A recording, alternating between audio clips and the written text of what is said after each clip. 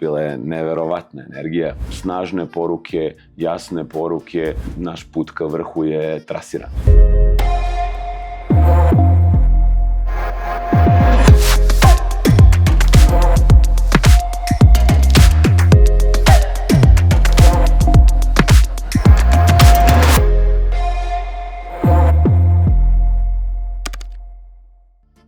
Dobar dan, nalazimo se na Jahorini gde je juče održan Ascend event, naš prvi Basecamp.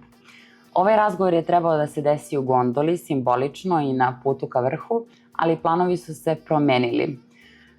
Iako je 3. april, napolju je mnogo magle, mnogo snega i vidljivost je potpuno otežana, zato ja danas u ovom lepom ambijentu razgovaram sa Markom Cilićem, izvršnim direktorom za finansije i VD-om generalnog direktora Nel grupe. Mare, dobrodošao. Super ti je glas. Juče smo bili na žurci, tako da sam razmišljala kako će biti, kako ćemo se čuti i ti i ja, ali mislim da je super za sad. Pokazali smo da Neltovci, iako dobro rade, dobro znaju da se zabave, tako da to je baš sam htjela te pitam utisima za događaj i za naš, da kažem, prvi Basecamp. Šta ti je ostavilo najjači utisak? Puno stvari, rekao bih ta energija kao osnovna stvar, nešto što je provejavalo kroz čitav događaj, čitav izvršni odbor je prezentovao. Takođe imali smo i neke drugi koleginice i kolege iz menadžmenta koji su po prvi put prezentovali pred ovolikom publikom i mislim da je to isto bilo sjajno. Imali smo obraćanje nadzornog odbora, zaista snažne poruke, jasne poruke i naša strategija, ovo je bila prva prilika da pogledamo kako se odvija. Za sada sve ide po planu i naš put ka vrhu je trasiran. Meni je značajan utisak ostavilo tvoje predstavljanje nove misije i vizije Nel grupe. Zašto su ti postulati važni za kompaniju poput Nelta? Da, u toku izrade Ascend strategije mi smo se vratili na misiju i viziju zato što kompanija poput Nelta koja posluje na 12 tržišta na dva kontinenta prevazilazi, rekao bih, granice običnog poslovanja, običnog biznisa. Postoji odgovornost naravno ka zaposlenima, ka partnerima, ka zajednicama. Imamo 3 stuba poslovanja, to je distribucija, to je logistika, to su naši brendovi i svaki od njih utiče na da kažemo, širi ekosistem i mi smo želeli da te postulate pretočimo i u viziju i misiju i mislim da je to uspešno urađeno i juče su i na reakcije, mislim da je jedan zanimljiv način kako smo prezentovali, su reakcije bile jako dobre.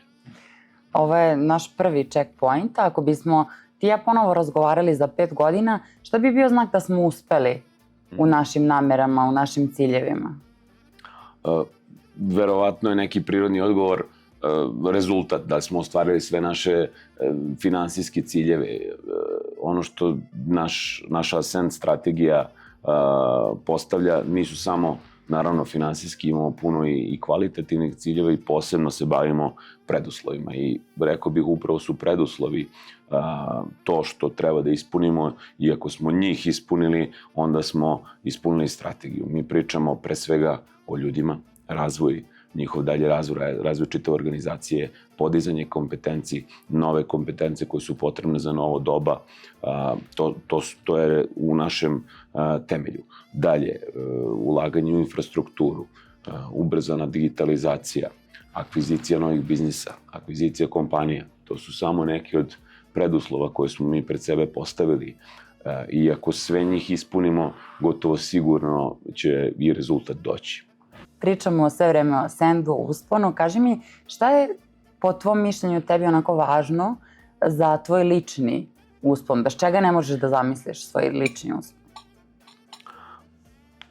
Lični uspon nikako ne može da bez ljudi. Mislim, ljudi su u osnovi svega, ljudi su u osnovi svakog biznisa i to su koleginice i kolege.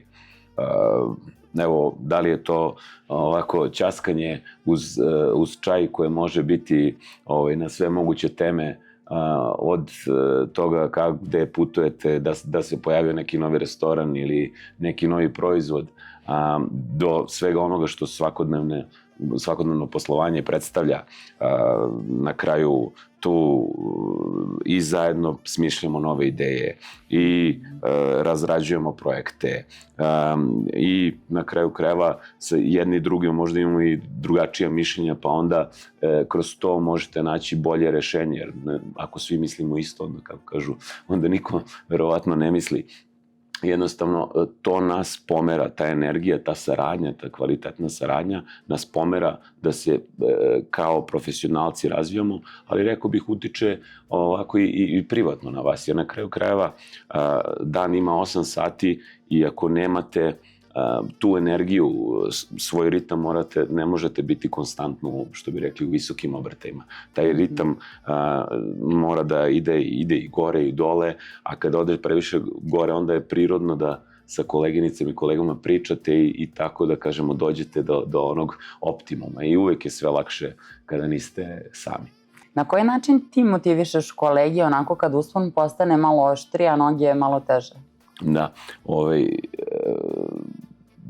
to je sad jedno kompleksno pitanje na koje nema jednoznačnog odgovora, ali ono što bih rekao, sarađivao sam zaista sa ljudima sa svih meridijana i tu mislim da nekako sam, da kažemo, blagosloven da sam imao takvu šansu i ono što je, da kažem, uvek isto, ako ljudi osete da si tu za njih, da osete tu sigurnost, to njih motiviše. Oni nisu u grču, nisu u panici.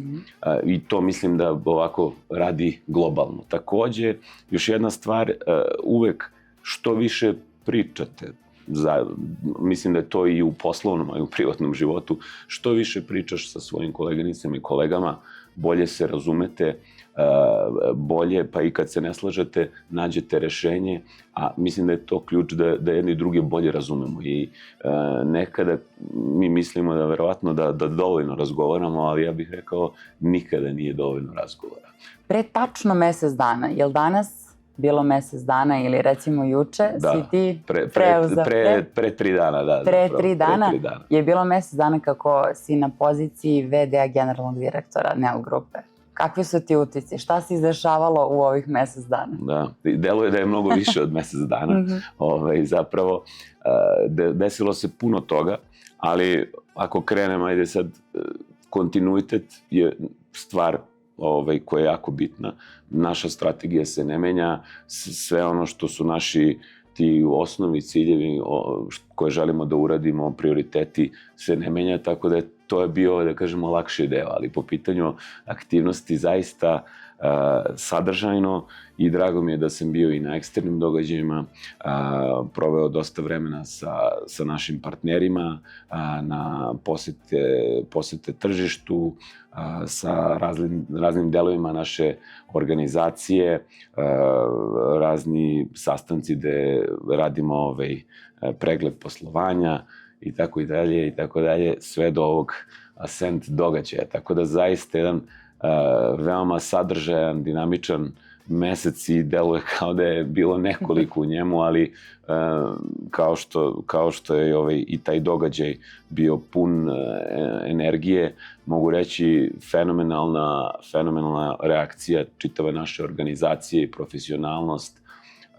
i posvećenost, tako da i to meni daje energiju, onda sve lakše, uspon je apsolutno lakše u timu. Sećam se jednog tvog intervjua i naslov je bio ovako: CFO je kopilot CEO. Tako je. Kako sada gledaš na to? Jer ti si sad oba. Da, trenutno da, oba, ali to se ne menja.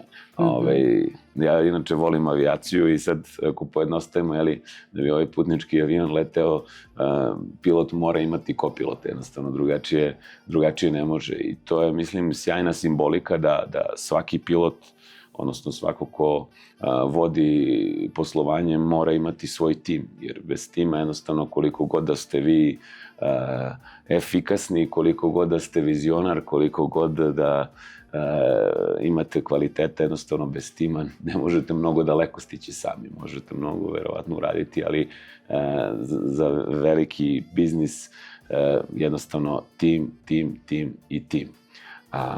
I to je uvek tako. A sad da se vratim na finansije. Finansije su sve više, odnosno moderne finansije moraju sve više da razumiju biznis i sve su dublje uključene u biznis da bi dale prave uvide, da bi mogle da naprave prave akcije koje proističu iz tih uvida. I jednostavno mislim da onda zbog te prirodne, kako bih rekao, i sinergije, finansije su, odnosno CFO je pravi kopilot za CEO i to će u narednim godinama biti, ja mislim, sve izraženije i to se neće promeniti sigurno. Mare, mnogo ti hvala za ovaj razgovor. Ja se nadam zaista da ponovo kada budemo razgovarali da ćemo biti u nekom ambijentu koji je makar približno ovako lep. I sad sam pomislila da nećemo imati prepreka, ali neka ih imamo. Apsolutno. Jer onda ćemo i pokazati koliko smo zapravo spremni i koliko smo agilni u ovom našem usponu. Ne, apsolutno. Jednostavno i više se uživa kraj kamina kada pređemo prepreke. Ali ova zimska idila dobija posebnu čar ako je bilo malo teže doći do nje. Tako je, saglasna sam, tako da evo sad ću da uzmem, možemo, nije žurka, ali možemo ovako. Može. Cheers za nove uspone. Za nove uspone i nove vrhove.